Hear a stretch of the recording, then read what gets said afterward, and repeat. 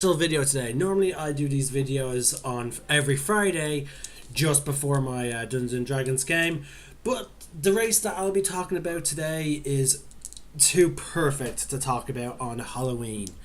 And for those of you that are familiar with the player's handbook and of Dungeons and Dragons in general, you may be able to guess what race I'm talking about. I am talking about the people, sorry, the people who have fiendish blood or devil blood, depending on which edition and what you want for your tiefling. Now, I'm sorry, folks. I'm in a little bit of a rush because I had a lot of stuff to do today, and I only now got free after my ma came home with my brother from trick or treating, and I am now free to do this video. I can hardly do it with a whole bunch of trick-or-treaters. If you can hear barking, that is sadly my dogs. They're being worked up because, again, it is Halloween, and therefore there are fireworks.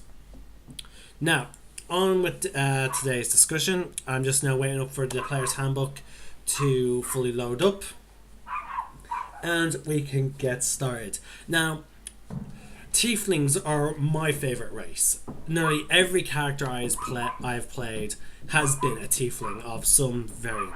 Now, there is in the player handbook there is no variant Tiefling, but there are this what's called a Skag, also known as the Sword Coast Adventurer's Guide. There is also, of course, the UA Fiendish options. Now, I love how Wizards decide to release Fiendish options around Halloween because it really ties in, but sadly I will not be talking about them. I will be focusing on the player's handbook because this is what this series is all about. It's about what the player handbook says about each race. It's about what the player's handbook is all about. Now, I know technically I'm skipping orcs. Don't worry, their video will come next week, or I may do them tomorrow or at my earliest convenience. So that way I can end up starting the classes on Friday. But okay. Now, we're going to go into now the Tieflings. As per usual, I'll be remarking some sort of literature from Wizards or someone who has ties to Dungeons and Dragons or just a general type of situation. Today's quote will be read from Aaron M. Evans, and I think the book is called Brimstone Angels. Here's what it has to say. "But you do see the way people look at you, devil's child. Those black eyes cold as winter storm were staring right into her heart, and the sudden seriousness in his voice jolted her. What is it that they say?" he asked. "One's a curiosity, two's a conspiracy. Three's a curse," she finished. "You think I haven't heard that rubbish before?" "I know you have." When she glared at him, he added, "It's not as if I'm plumbing the depths of your mind, dear girl. That is the burden of every tiefling. Some break under it, some make it a milestone around their neck. Some revel in it." He tilted his head again, scrutinizing her with that wicked glint in his eyes. "You fight it, don't you? Like a little wildcat, I wager. Every little job and comment just sharpens your claws." And again, that is Aaron M. Evans from Brimstone Angels. I believe Aaron M. Evans is actually I don't believe it's the character, I believe it's the author. Let's go back and see for ourselves. The easiest one example is the Dragonborn. Yeah, actually, funny enough, Aaron M. Evans is the same author who wrote the quote, who took a quote from the adversary when it came to the Dragonborns. So yeah, that is pure now 100% the author, the name before the book name. But okay. Now, That is just a bit like a quote from a book. Again, it's called The Brimstone Angels. Um, Here we go. To be greeted with stares and whispers, to suffer violence and insult on the street, to see the mistrust and fear in every eye. This is the lot of the tiefling. And to twist the knife, tieflings know that this is because a pact struck generations ago infused the essence of Asmodeus, overlord of the nine hells, into their bloodline. Their appearance and their nature are not their fault, but the result of an ancient sin, for which they and their children's children will always be held accountable. So that goes into some. That goes into, I think, the Sword Coast origin of tieflings.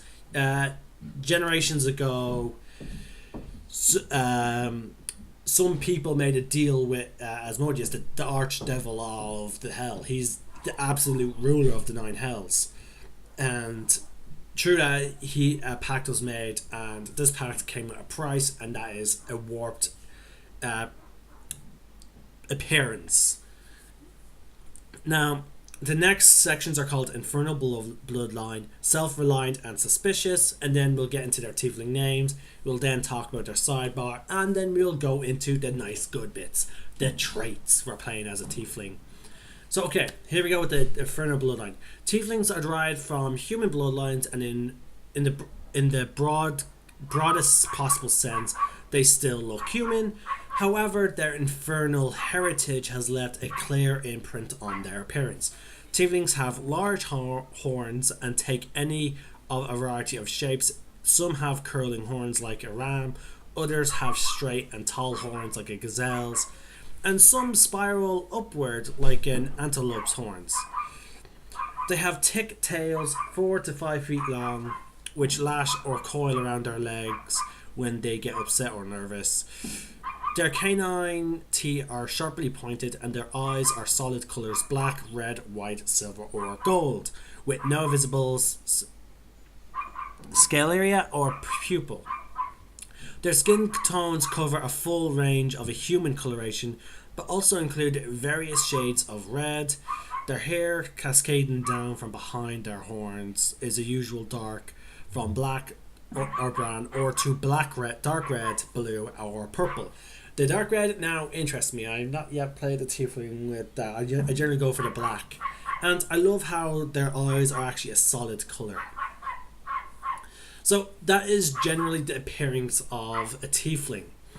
So we're now going to go into the self-reliant and suspicious. Tieflings subsisted in small minorities found mostly in human cities or towns, often in the roughest quarters of these places, where they grow up to be swindlers, thieves, or crime lords. Sometimes they live among other minority populations in enclaves where they are treated with more respect. Lacking a homeland, tieflings know that they have to make their own way in the world, and that they have to be strong to survive. They are not quick to trust anyone who claims to be a friend, but when a tiefling's companions demonstrate that they trust him or her, the tiefling learns to extend the same trust to them.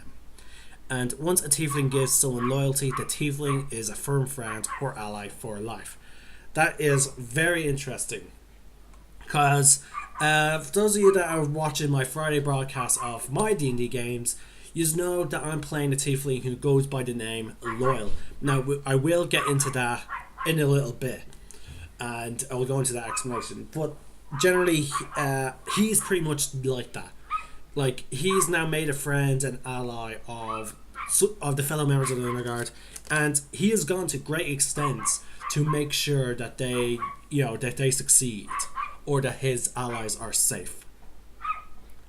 Again, I do apologize, guys, for the dogs, but fireworks, it's Halloween. But anyway, let's get on to the names. Now, this will explain why my character is called Loyal. Tieflings' names fall into 3 broad categories. Tieflings born into another culture typically have names reflective of that culture. Some have names derived from the Infernal language passed down through the generations that reflect their fiendish heritage, and some younger tieflings striving to find a place in the world adopt a name that signifies a virtue or other concept and then try to embody that concept. For some, the chosen name is a noble quest. For others, it's a grim destiny. Again, my character chose loyal, so he's trying to become the embodiment of loyalty. Some male infernal names is Acminios, Amon, Melek, Terai. Some female tiefling infernal names are Acta, Anakis, Nymeria, Macaria. That's the funniest one I think I found of all time.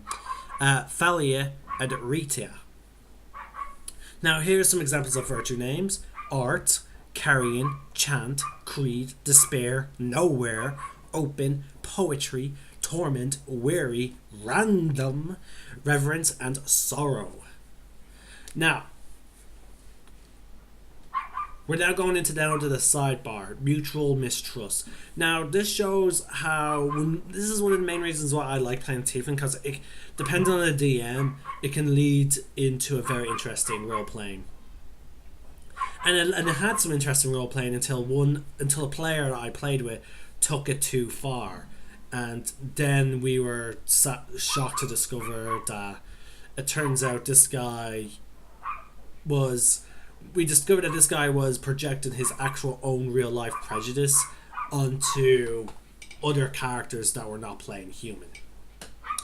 So yeah, I'm not gonna name names, but it was a difficult time. It was one of those ones that really put a shock in me that, oh god, D&D can attract all manners of type of people. Like, so yeah. People tend to be suspicious of tieflings, assuming that their infernal heritage has left its mark on their personality and morality, and not just their appearance. Shopkeepers keep a close eye on their goods when tieflings enter their stores. The town watch might follow a tiefling around for a while. The demagogues blame tieflings for strange happenings. The reality, though, is that tiefling's bloodline does not affect his or her personality to any great degree. Years of dealing with mistrust does leave its mark on most tieflings, and they respond to it in different ways. Some choose to live up to the wicked stereotype, but others are more virtuous. Most are simply very aware of how people respond to them after dealing with the mistrust throughout youth. A tiefling often develops the ability to overcome prejudice through charm or intimidation. Now, this goes back to what we read at the very beginning sidebar of the uncommon races. Remember, folks, half-orcs are greeted with practical caution, but tieflings are subject. Now again, this is a quote from the PHP under the uncommon races, okay? So this is a quote.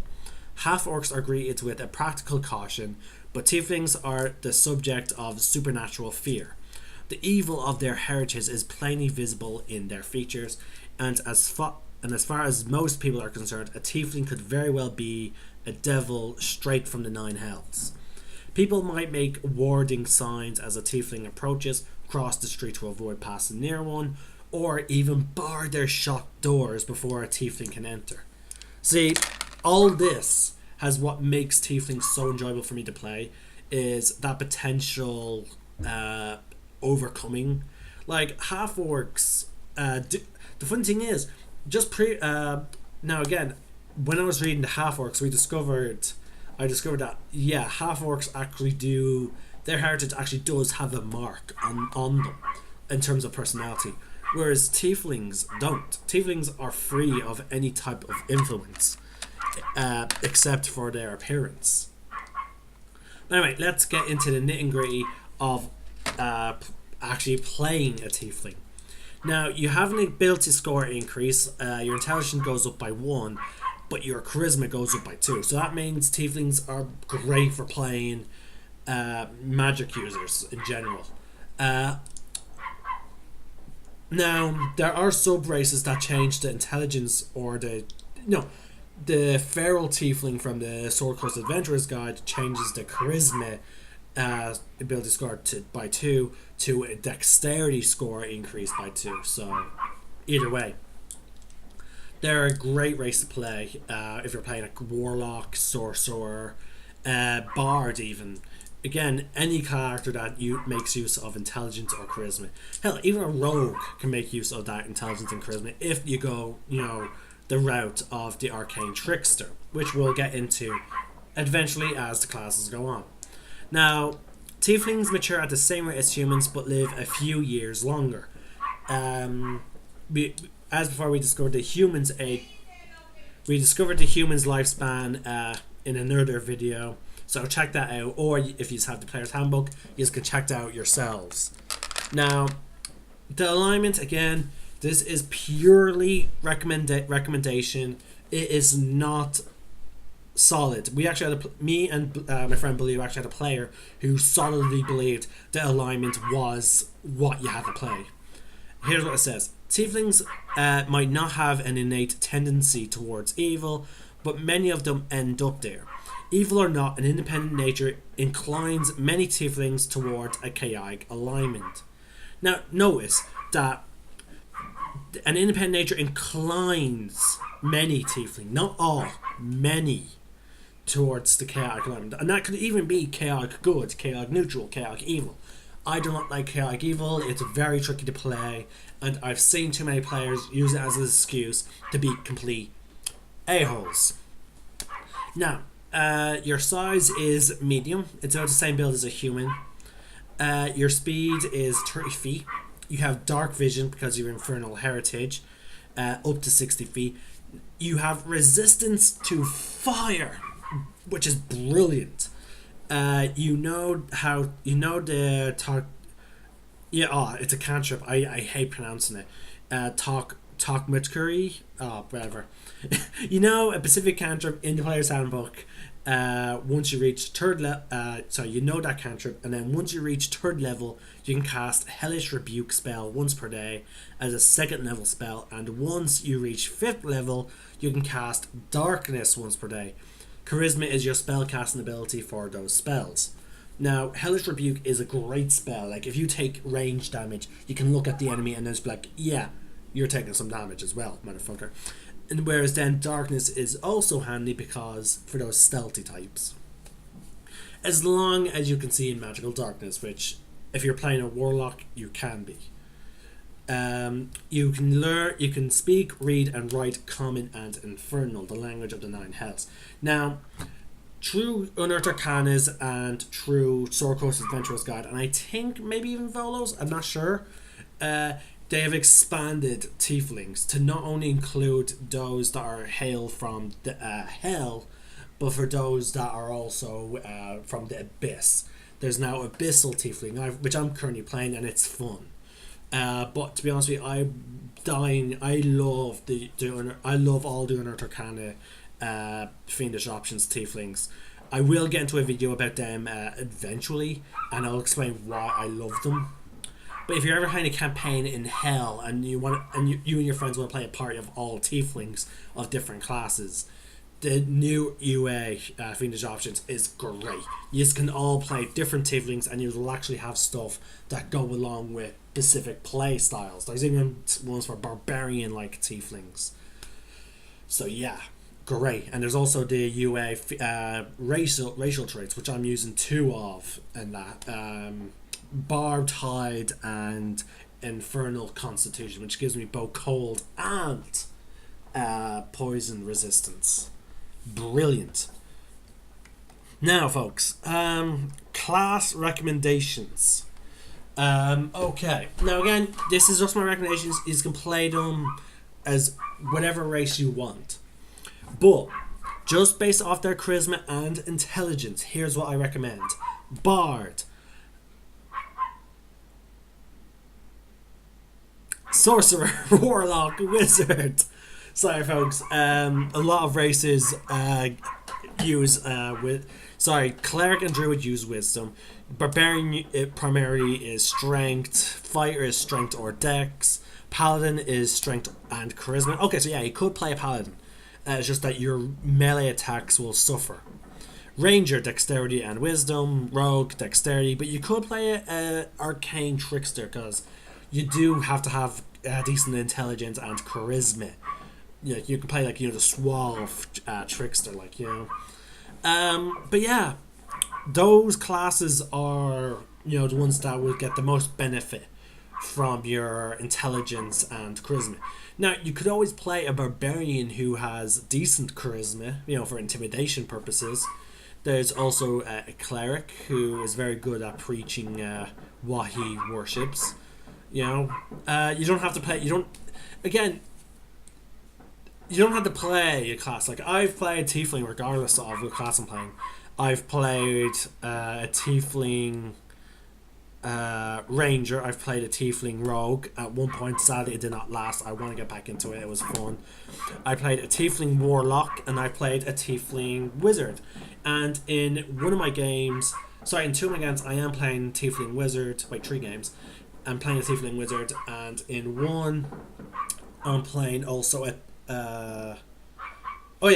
2 games I'm playing a Tiefling Wizard. No, 3. Yeah, 3. I'm playing Tiefling Wizard, and in one game I'm playing a Tiefling Blood Hunter named Power, because that's what he wants to embody. And he's a Order of the Lycan Blood Hunter, which, again, folks, if you're familiar with Matt Mercer, it's a class that he designed. Now, I'm afraid that I'm not just sort of rushing through this video. I hope I didn't go too fast for you folks. As I said, my videos that don't have sub races tend to be very short. I do apologize. Next week or tomorrow, some point before Friday, I'll try and get my half orc video done. Or on Friday, I may do a double video. The next chance I get, I'll do several videos. I'll do a video for orcs, and if I can't on Friday, I'll do 2 videos. 3 videos technically. The half orc, the barbarian class, and then finally my D&D broadcast. I hope I can get them all done for you. I'm looking forward to now talking about the classes, because that's the real nit and gritty of playing D&D, is your class, and how could you replay that type of character.